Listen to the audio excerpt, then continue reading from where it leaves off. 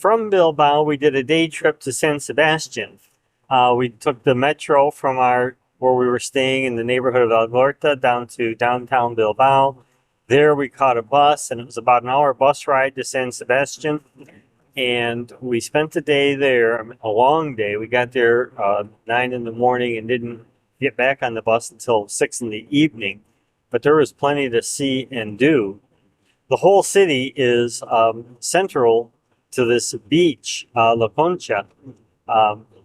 And there's a promenade on the beach that's over a mile long, mile and a quarter long. And you can walk all along that. You're 20 or 30 feet above the beach. And you can walk down onto the beach at different places with stairs. On one end, there's a funicular, a cable tram that goes up the mountain.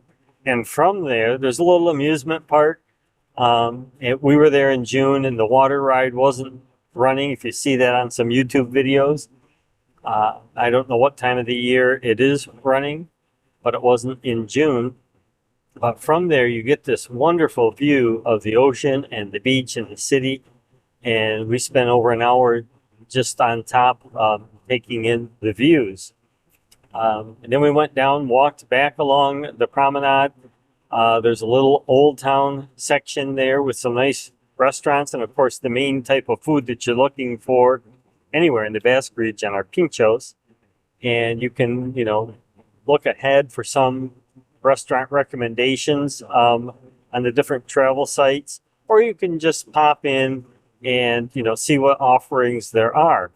Now, here's what I would recommend though. If you go at lunchtime, if you go, 12 to 2 p.m., there were some really nice places that we wanted to eat at that the line was just too long. So you almost have to strategically plan a little off hour checking out the pincho restaurants. We found a park called the Chistina Enea, and there were some wild peacocks, and it was like a wooded area. The path was over a mile long.